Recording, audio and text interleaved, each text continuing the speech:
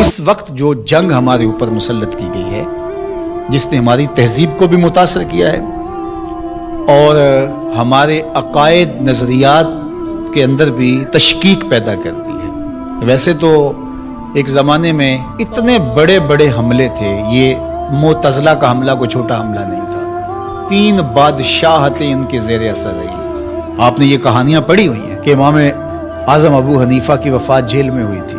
آپ نے یہ سنا ہے کہ امام احمد بن حنبل کے بدن پر 1 انچ جگہ بھی ایسی نہیں تھی جہاں کوڑے کا نشان موجود ہے۔ لیکن آج معتزلہ کے نام سے کوئی گروہ، کوئی فرقہ دنیا پہ دکھائی دیتا ہے، انہوں نے اس کا ناطقہ بند کر دیا۔ دلیل سے، عملی قیام سے، جد و جہد سے۔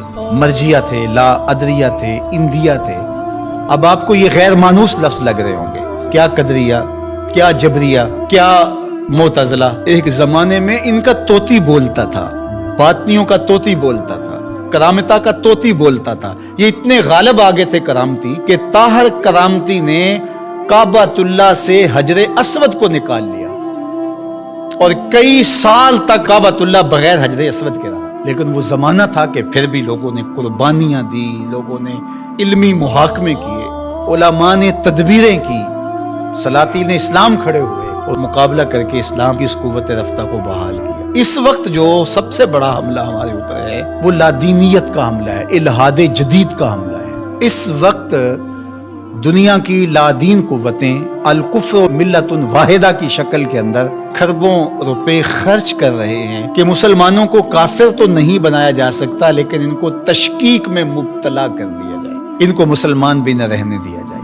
تشتت اور افتراق پیدا کر دیا جائے، فرقہ واریت کے بیج ان کے اندر بوئے جائیں، یہ باہم دست و گریبان ہو جائے، جغرافیائی تقسیمات پر ان کا یقین ایمان کی حد تک چلا جائے۔ عجم اور عرب کی لڑائی پر 2 ممالک کو آپس میں کھڑا کر دیا گیا، اور یہ جتنے فسادات مشرق وسطیٰ میں ہوئے ہیں، مسلم کش ہو گیا، ایک دوسرے کو مارنے لگے، لسانی بنیادوں پر، فرقہ وارانہ بنیادوں پر، قتل عام ہوا، مسلمان کا خون پانی سے بھی سستا ہو کر کے بہا، اور جنگیں جو بھی لڑی جاتی ہیں مفاد کی عالمی طاقتیں اسی خطے میں لڑتی ہیں۔ یورپ میں کوئی جنگ نہیں لڑی جا رہی، عالمی طاقتوں کا بازیچہ بن کے ہم رہ گئے۔ ہم کب شعور کی آنکھ کھولیں گے؟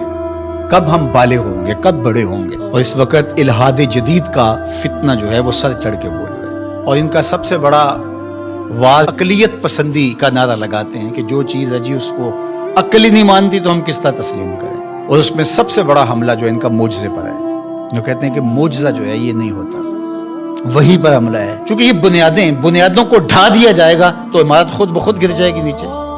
جب وہی کو کمزور کر دے، اس تصور کو دھندلا کر دیا جائے گا، تو کہتے ہیں وہی ممکن نہیں ہے کہ یہ خلاف عقل ہے۔ دنیا کی کتنی چیزیں ہیں جو انسانی عقل میں ابھی تک نہیں آئیں۔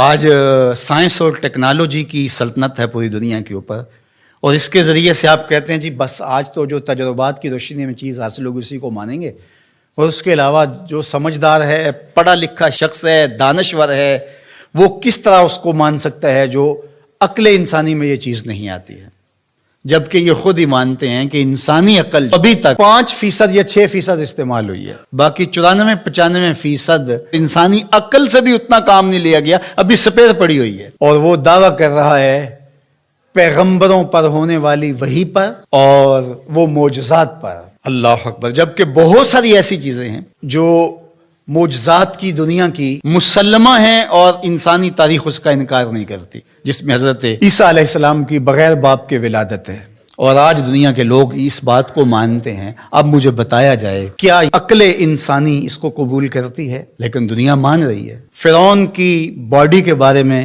سورہ یونس کے اندر اللہ تعالیٰ نے ارشاد فرمایا کہ ہم نے اس کی لاش کو لوگوں کی عبرت کے لیے باقی رکھا ہوا ہے۔ اگر فرعون کی لاش نہ ملتی تو آج یہ لوگ اچھل رہے ہوتے کہ کیسے ہو سکتا ہے، یہ قرآن نے ویسے ہی کہہ دیا۔ اس پہ شور و غل، یہ 2 نمبر جعلی دانشور، وہ کہتے ہیں عقلیت تسلیم نہیں کرتی، عقل نہیں مانتی، لہٰذا ہم نہیں مانتے کہ فرعون کی باڈی محفوظ ہوگی۔ پانی میں کس طرح محفوظ رہ سکتی ہے؟ مچھلیاں نوچ نوچ کے کھا گئی ہوں گی اس کو۔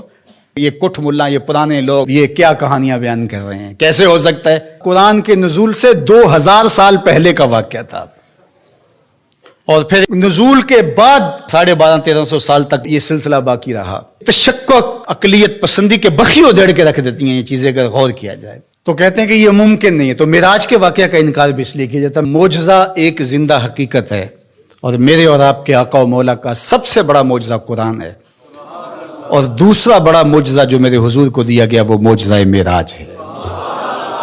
اب عقل انسانی مانتی ہے یا نہیں مانتی ہے، لیکن میرے حضور وہاں سے ہو کر آئے ہیں جہاں کسی کا تصور بھی نہیں آ سکتا.